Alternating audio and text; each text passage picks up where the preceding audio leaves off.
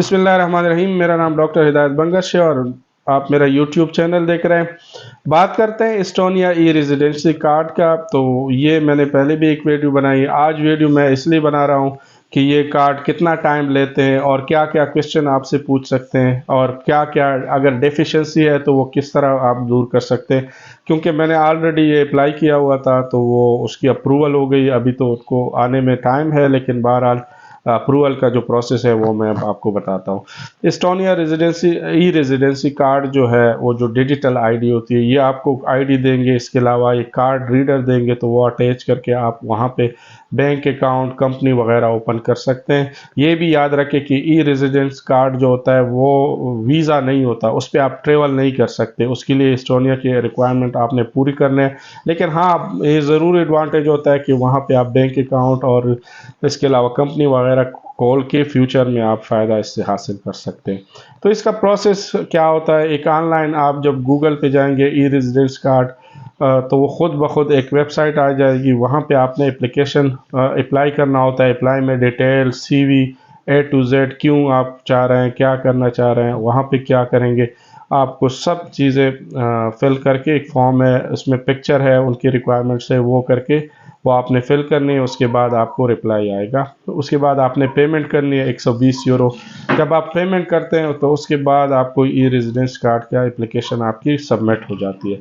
Submit हो जाती तो वो आपको कहते हैं कि आपकी सबमिट हो गई और 1 महीने में आपको रिप्लाई देंगे। जब तकरीबन महीना या उससे कम टाइम गुजर जाता है तो उसके बाद अगर उसमें एप्लीकेशन को वो रिव्यू करते हैं, उसमें डेफिशिएंसी होते हैं तो वो रिमूव करने के लिए आपको ईमेल करते हैं। जो मुझे ईमेल आया था तो उसमें यही था।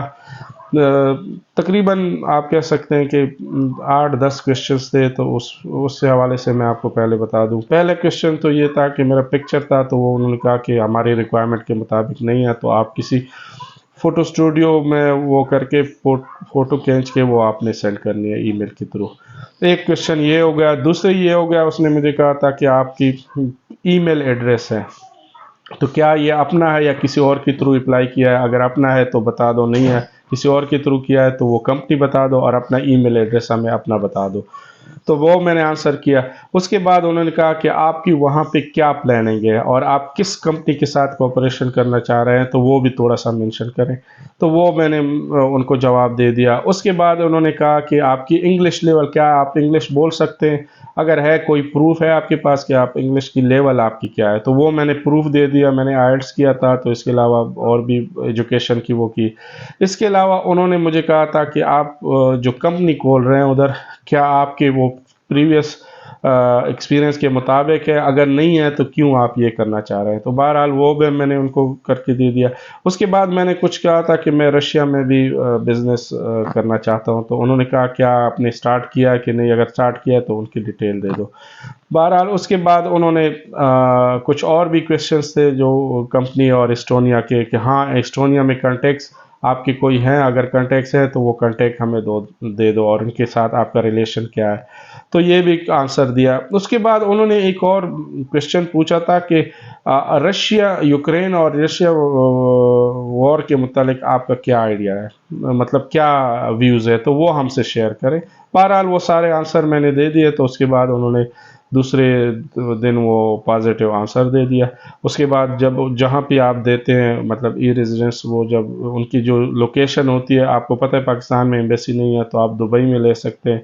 इसके अलावा भी कंट्रीज़ हैं, तो वो आप अपने मुताबिक जहाँ पे आपकी लोकेशन है वहाँ पे आप वो ई रेजिडेंस लेंगे। तो वो 4 से 5 हफ्तों में शायद आपको जब प्रिंट हो जाएगा, डिलीवर हो जाएगा। तो ये है। तो इसकी कोई वो इतनी मतलब फ़ीस नहीं है, तो इसलिए मेरे ख्याल में एज ए एडवांटेज आप ले सकते हैं। वहाँ पे कंपनी खोल के आप कोई भी टैक्स वगैरह पे करके तो फ्यूचर में आप अप्लाई कर सकते हैं। मैंने कहा ये प्रोसेस था तो ये आपसे शेयर करूं। तो ये ई रेजिडेंस जो होती है एस्टोनिया की, उसके लिए ये टोटल प्रोसेस था जिसके थ्रू मैं गुजरा हूं। तो आप भी अगर करना चाहें तो आप ऑनलाइन अप्लाई कर सकते हैं और वेट करके जवाब दे सकते हैं। Thank you. अल्लाह हाफिज़।